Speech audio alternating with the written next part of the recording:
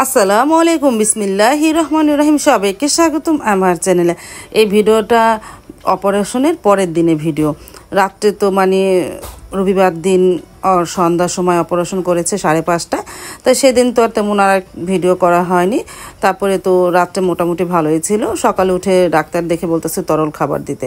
তারপরে সাইদুলের বাবা স্যুপ কিনে নিয়ে আসলো, এখন মেয়েকে খাইয়ে দিতেছে। এই যে ঢোক গিলতে আর একটু কষ্ট হচ্ছে, কারণ গলার মধ্যে টনসিল না, সেটা কেটেছে, একটু তো কষ্ট হবেই। তারপরে যে সারামণিকে খাইয়ে দিল ওর বাবা স্যুপ। তারপরে এরপরে আর ভিডিও তেমন একটা করিনি। একটু পরে চলে আসবে নার্স এসে ওকে অ্যান্টিবায়োটিক ইঞ্জেকশনগুলি দিতে হয়। এই যে ইঞ্জেকশন করতেছে, 7 দিনে ডাক্তারের 7টা ইঞ্জেকশন দিয়েছে। হসপিটাল থেকে 2টা দিয়ে এসেছে, বাসায় আসার পরে আরও 5টা দেব। তারপর তার ভিডিও করিনি। বাসায় আসার পর মা ওর জন্য নরম ভাত, মুরগির গোস্ত সাদা করে রান্না করে রেখেছে, তাই খাইয়ে দিতেছি। আর মার বাসায় এসেছে, গতকালকের ভিডিও এটা। মার বাসায় আস্তে আস্তে রাত 8টা বেজে গেছে। খাওয়া দাওয়া করে আর দেরি করিনি, খাওয়া দাওয়া করে বেরিয়ে পড়েছি বাসায়। গ্রামের বাড়িতে চলে এসেছিলাম গতকাল রাত প্রায় 10টা বাজে। মা তো মুরগি গোস্ত, গরুর গোস্ত, শিলং মাছ ভাজি করেছে। তারপরে তো খাওয়া দাওয়া শেষ করে বললাম না, তেমন একটা দেরি করা হয়নি, চলে যাচ্ছি আমার নিজ বাড়ি গ্রামে সারামণিকে নিয়ে। মা ভাইয়া বলেছিল আজকের দিন গতকালকে থেকে যেতে। আমরা বললাম না, বাসায় যে রেস্ট নেই, গোসল করা হয় না, সারামণিকে নিয়ে গোসল করাবো, আমরাও গোসল করব, গোসল করে বাসায় রেস্ট নেই, এই জন্য চলে আসলাম দেশে। তারপর তো বাসায় তো চলে এসেছি। এটা আজকে সকাল থেকে ভিডিও, রাত্রে আর কোনো ভিডিও করিনি। সকালে ওঠার পর সারামণিকে পাউরুটি দুধটা ভিজিয়ে দিয়েছি, অল্প একটু খেলো, না খেলে তো আর হবে না। ঘুমি থেকে ওঠার পরে ওকে দিলাম, ওই খেয়ে তারপরে ওর বাবার সাথে যাবে বালাসুরে ইঞ্জেকশন দিতে। বললাম না, সারামণি আরও 7টা অ্যান্টিবায়োটিক আছে, 2টা দিয়ে এসেছে, আরও 5টা দেশে থেকে দিবে। তারপরে এই যে সারামণি ওর বাবার সাথে যাচ্ছে বালাসুরে ইঞ্জেকশন দেওয়ার জন্য।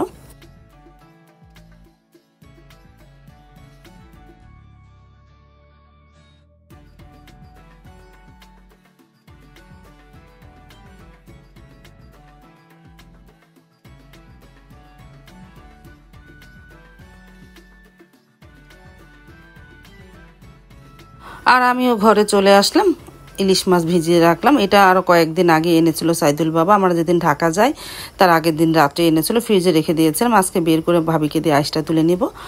তারপরে তো জান্নাত বুড়ি চলে আসলো, আমি মাছ ভিজিয়ে আমার কাজ আমি করে নিলাম, প্রত্যেকটা ঘরই ভালোভাবে গুছিয়ে নিলাম। ভাবি ঘর ঝাড়ু দিয়ে মুছে চলে গেল। এখন আমি ডাটা আর করলা না কারকল, এই কারকল ভাজি করব, কারকল আর ডাটা দিয়ে ইলিশ মাছ রান্না করব।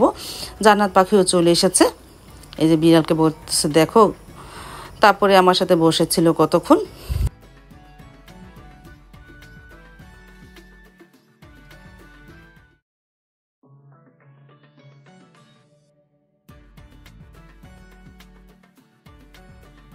তারপর তো দুপুরে রান্নাটা শুরু করে দিলাম। সারামণির জন্য প্রথমে জাউ ভাত রান্না করলাম, পোলাও চাল দিয়ে। আমি মাংসটা তুলে রেখেছি, এখন একটু ব্লেন্ড করে আবার এই জাউ ভাতে দিয়ে দিব। এই মুরগির গোস্ত দিয়ে একটু জাউ ভাত রান্না করে, সারামণি তো আর শক্ত জিনিস খেতে পাবে না, ওকে জাউ ভাত দিতে হবে। ইলিশ মাছ লবণদা রেখেছি, কারকল ভাজি করব।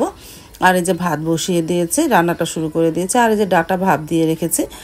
তারপরে এই যে কারকল ভাজিটা বসিয়ে দিয়ে চুলায় গরম তেলের মধ্যে শুকনো মরিচ দিয়েছিলাম, এখন কারকলটা ছেড়ে দিলাম, সামান্য একটু লবণ দিলাম, সাথে পেঁয়াজ কাঁচামরিচ তো দেওয়াই আছে।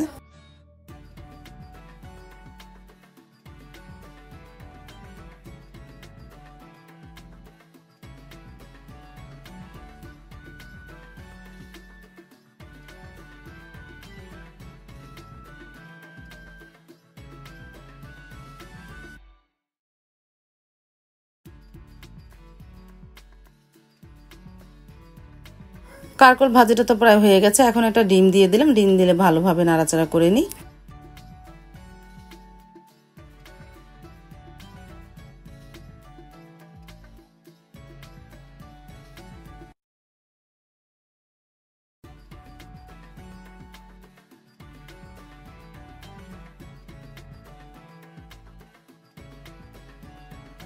ভাতও হয়ে গেল, এখন পেঁয়াজটা ভেজে নিয়েছি, দিমো। আদা রসুন দিব না, ইলিশ মাছে আদা রসুন দিই না। একটু হলুদ গুঁড়া, মরিচ গুঁড়া, ধনিয়া গুঁড়া দিয়ে মশলাটাকে কষিয়ে নিয়ে ডাটা দিয়ে ইলিশ মাছের ঝোল।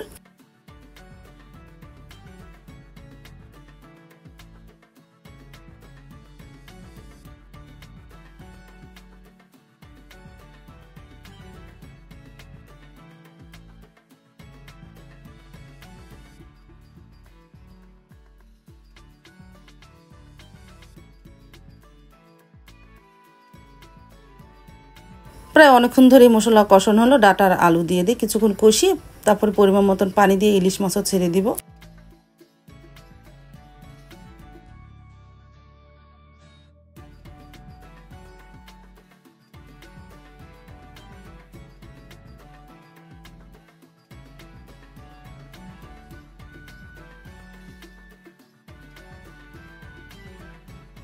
তারপরে এই যে ইলিশ মাছও ছেড়ে দিয়েছিলাম, তারপরে আস্তে আস্তে প্রায় হয়েও এসেছে।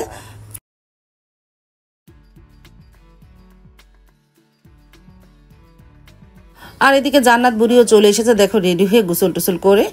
সাবা একটু ধরে বলে কি ধরো না ধরো না।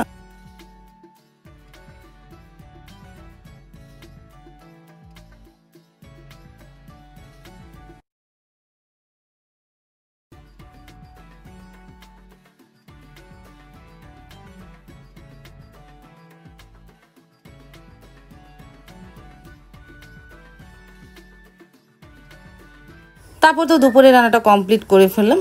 কারকল ভাজি, ডাটা দিয়ে ইলিশ মাছের ঝোল আর ভাত, এই দুপুরের মেনু।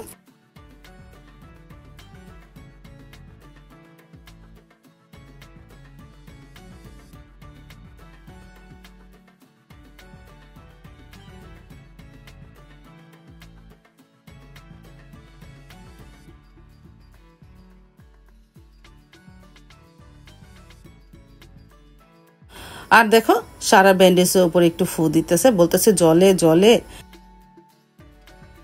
তারপর তো দুপুরের রান্নাটা আমার তো কমপ্লিট হলো। এখন সারা রান্নাটাও কমপ্লিট হয়ে গেছে, সারামণিকে খাইয়ে দিই, সাথে একটু জান্নাত বুড়িকেও খাওয়াই।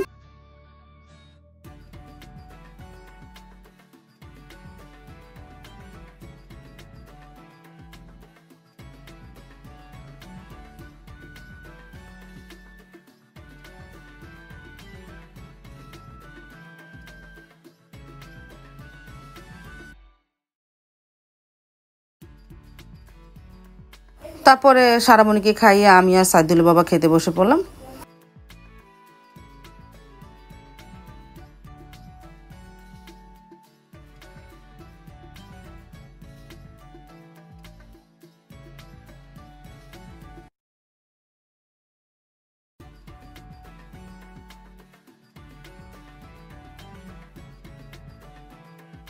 তারপরে নিলাম ডাটা দিয়ে ইলিশ মাছের ঝোল, আলহামদুলিল্লাহ ভালোই হয়েছিল।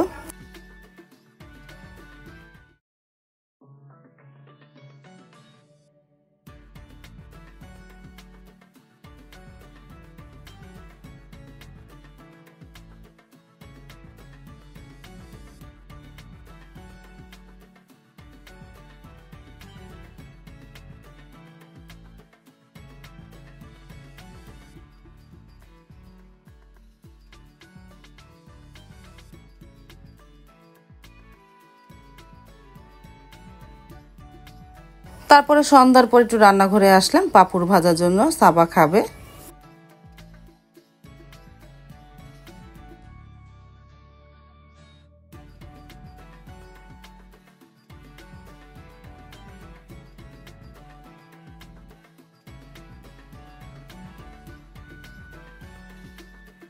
পাঁপড় তো ভাজা হয়ে গেল, সাবা আর আমি খেলাম, সারামণি তো খেতে পারবে না, আর তো শুকনা জিনিস একদমই খাওয়া নিষেধ।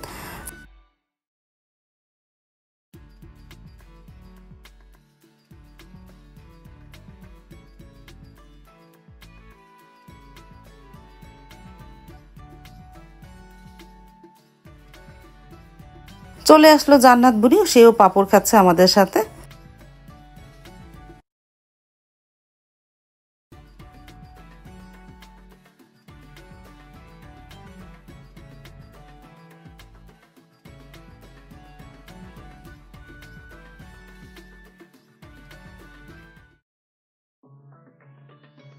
আজ তাহলে এই পর্যন্ত, দেখা হবে আগামীকালকে নতুন আরেকটা ব্লগ নিয়ে। আল্লাহ হাফেজ, আসসালামু আলাইকুম।